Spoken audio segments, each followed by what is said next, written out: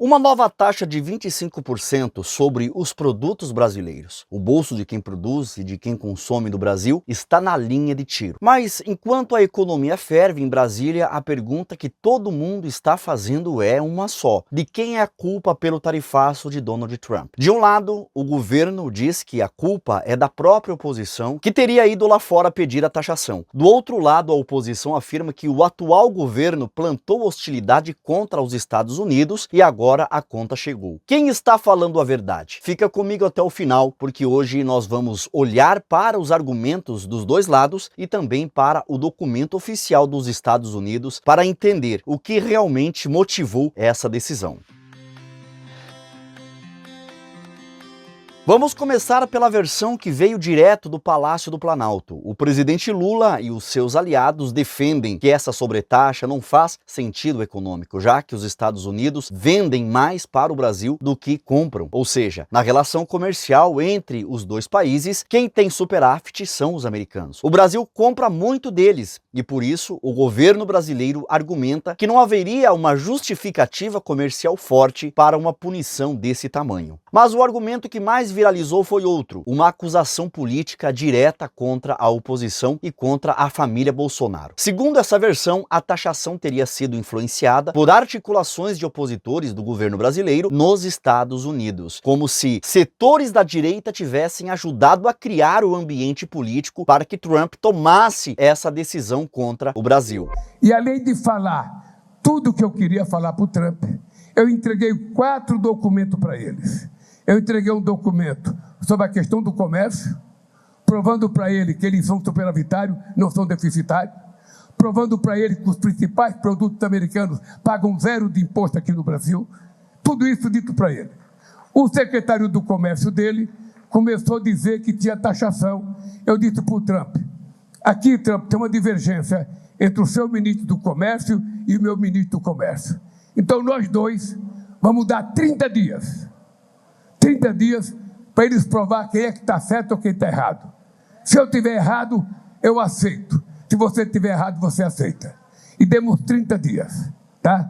Até agora já conversaram 3 vezes e não houve acordo. Porque depois do sucesso da minha visita ao Trump, do sucesso, o Trump até riu. Vocês viram que ele riu? Porque ele disse que entre eu e ele tem uma química, sabe? Então, o bolsonarismo ficou muito puto da vida. O que aconteceu? Eles foram lá, a família foi lá essa semana e foi conversar com o Marco Rubio, mas eles foram encontrar com o Marco Rubio. E quando é ontem, eu soube da notícia que o comércio americano resolveu taxar o Brasil em 25%. Quando nós estávamos em negociação, quando eu tinha tido uma reunião com o presidente Trump. Bem, o que eu quero dizer com isso é que esses filhos do Bolsonaro conseguem ser pior do que ele. E são, na verdade, vendilhões da pátria. Foram pedir para que um país estrangeiro se intrometesse nas decisões brasileiras. É isso que vocês têm que dizer alto e bom som. São traidores. Mas qual é o peso real dessa versão? Vamos ser realistas. Na balança comercial, o governo tem um ponto importante. O Brasil realmente compra muito dos Estados Unidos e uma taxa desse tipo pode parecer contraditória quando se olha apenas para os números frios do comércio. Só que a tese de que a maior potência do planeta mudaria uma política externa de bilhões de dólares apenas para fazer um favor político para a oposição brasileira precisa ser analisada com cuidado. Washington não costuma se mover apenas por amizade, simpatia ou conversa de bastidores. Os Estados Unidos se movem por interesses estratégicos, por pressão econômica, por disputa geopolítica e por cálculo de poder. Por outro lado, a direita e os setores da oposição reagiram rapidamente. O deputado Nicolas Ferreira gravou um vídeo que explodiu nas redes sociais, argumentando que o verdadeiro motivo desse tarifaço seria a postura ideológica e diplomática do atual governo brasileiro. Então vamos à pergunta que não quer calar: de quem é a culpa? E sim, não há motivos para poder comemorar, mas tem muitas coisas para você entender. Isso vai fazer toda a diferença. E diferentemente do outro lado, eu não preciso inventar para poder te explicar quem é o culpado disso. Basta eu ler a carta do Trump. E começa citando Jair Bolsonaro e diz: conheci e lidei com o ex-presidente Jair Bolsonaro e o respeitei profundamente, assim como a maioria dos outros líderes de país. A forma como o Brasil tem tratado o ex-presidente Bolsonaro, um líder atualmente respeitado em todo o mundo, durante seu mandato, inclusive pelos seus Estados Unidos, é uma vergonha internacional. Esse julgamento não deveria estar acontecendo. Trata-se de um caça às bruxas que deve acabar imediatamente. Ou seja, o Trump deixou bem claro no primeiro parágrafo da carta que a culpa não é do Bolsonaro, a culpa é de quem está perseguindo o Bolsonaro. E piora, em parte devido aos ataques insidiosos do Brasil contra as eleições livres e os direitos fundamentais da liberdade de expressão dos americanos, como foi ilustrado recentemente pelo STF, que emitiu centenas de ordens secretas e ilegais de censura às plataformas de mídia social dos Estados Unidos. Lembra disso aí. E para poder refrescar aí a sua memória, o assessor do Trump ele foi detido pelo Moraes aqui em Brasília em 2021. O Alexandre de Moraes também derrubou o X, o Twitter, aqui do Brasil. E também derrubou a Rumble, que é uma rede social que tem ligações muito próximas com a Truth Social, que também é uma plataforma criada pelo Donald Trump. Dito isso, não sou eu, Bolsonaro, a direita que está falando. É a carta do Trump. Ela continua. A partir de 1º de agosto de 2025, cobraremos uma tarifa de 50% sobre qualquer produto brasileiro enviado aos Estados Unidos. Ou seja, devido à perseguição, nós vamos cobrar essa taxa. Mesmo depois de uma carta tão clara e transparente, a esquerda quer dizer que o culpado não é o presidente da República, mas o Bolsonaro, que nem presidente é. Será mesmo? Vamos ver. Lula, antes mesmo das eleições, já falava que o Trump era nazismo com outra cara e chamou ele de desumano. O Lula deixou navios de guerra do Irã atracar aqui no Brasil, mesmo os Estados Unidos fazendo pressão contrária. O Alckmin, que é vice do Lula, participou de um evento no Irã ao lado do líder do Hamas e outros 3 líderes terroristas. Voltou até a exigir visto para o cidadão dos Estados Unidos para entrar aqui no Brasil. Foi destaque no mundo inteiro quando comparou as ações de Israel a Hitler. Ou seja, atacando o principal aliado dos Estados Unidos na guerra entre Israel e Irã. E aí o que o Lula esperava? De que essa conta nunca ia chegar? Ela chegou e muito cara. Mas ela tem um motivo, como vocês viram. Não foi do nada. Mas existe uma forma de resolver isso.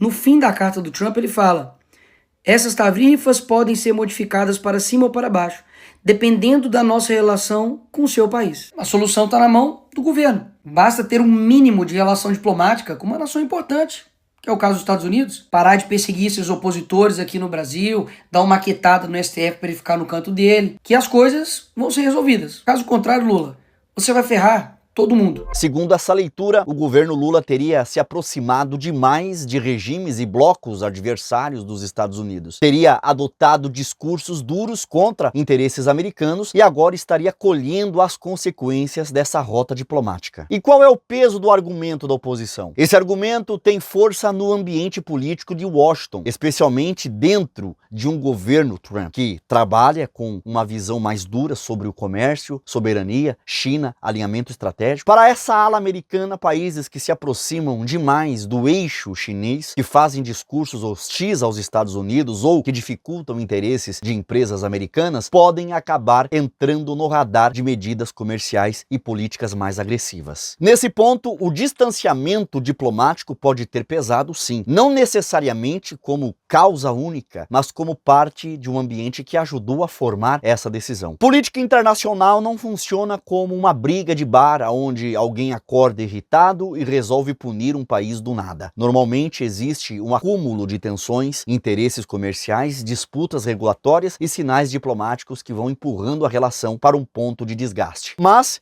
se a gente deixar a briga política de lado e olhar para os fatos frios, a pergunta principal é: o que diz o papel oficial? O órgão do comércio dos Estados Unidos abriu uma investigação baseada na chamada Seção 301, um instrumento usado pelo governo americano para investigar práticas comerciais consideradas injustas, discriminatórias ou prejudiciais aos interesses dos Estados Unidos. E nesse documento, os motivos apresentados não aparecem apenas como uma briga ideológica. Eles são técnicos, comerciais, regulatórios e institucionais. Os americanos reclamam de pontos ligados à regulação do mercado digital, ao sistema financeiro, à proteção de empresas americanas, à propriedade propriedade intelectual e ao ambiente de segurança jurídica no Brasil. Um dos pontos citados envolve o PIX e o sistema financeiro brasileiro. A crítica americana é que certas regras e políticas regulatórias poderiam prejudicar empresas e meios de pagamentos dos Estados Unidos, criando um ambiente desfavorável para companhias estrangeiras competirem no mercado brasileiro. Além disso, o documento também levanta a questão do combate à corrupção. Os americanos citam preocupações com a revisão e a anulação de processos ligados à Operação Lava Jato, alegando que isso poderia indicar enfraquecimento de compromissos internacionais do Brasil no combate à corrupção e na garantia de segurança jurídica. Outro ponto importante é a pirataria e a proteção da propriedade intelectual. Essa é uma reclamação antiga dos Estados Unidos contra o Brasil. Empresas americanas alegam há anos que o Brasil não protege direitos autorais, marcas, patentes e conteúdos digitais com a força que os Estados Unidos consideram necessário. Então, quando olhamos para o documento, a história fica mais complexa. Não dá para reduzir tudo a uma frase simples como a culpa é só da oposição ou a culpa é só do governo. O tarifaço nasceu dentro de um cenário muito maior, onde se misturam comércio, tecnologia, regulação, diplomacia, disputa geopolítica e pressão política. A grande pergunta agora é: isso tem volta? Tem. A decisão ainda pode ser negociada, contestada, ajustada dentro dos prazos definidos pelo processo americano. Para evitar que o tarifaço se torne definitivo ou para reduzir os seus efeitos, o Brasil vai precisar jogar o jogo técnico, sentar na mesa de negociação, apresentar argumentos sólidos, ceder alguns pontos regulatórios e diminuir os ruídos diplomáticos. Isso pode envolver conversas sobre mercado digital, sistema financeiro, etanol americano, propriedade intelectual, regras comerciais e tratamento dado a empresas dos Estados Unidos aqui no Brasil. Em outras palavras, não basta fazer discurso inflamado em palanque numa disputa desse tamanho, o que resolve é negociação, documento, diplomacia e estratégia. E agora eu quero ouvir de você que está assistindo. De quem é a culpa pelo tarifaço? Você acha que a responsabilidade está nos erros de articulação do governo Lula? Ou você acredita que houve interferência política da oposição? Ou no fundo isso é apenas mais um capítulo inevitável de uma disputa entre grandes interesses econômicos e geopolíticos? Deixe aqui embaixo o seu comentário, se inscreva nesse canal e ative o sininho das notificações para não perder os próximos capítulos dessa disputa. Eu sou Carlos Reinar e esse foi o Radar Global de hoje. Até a próxima.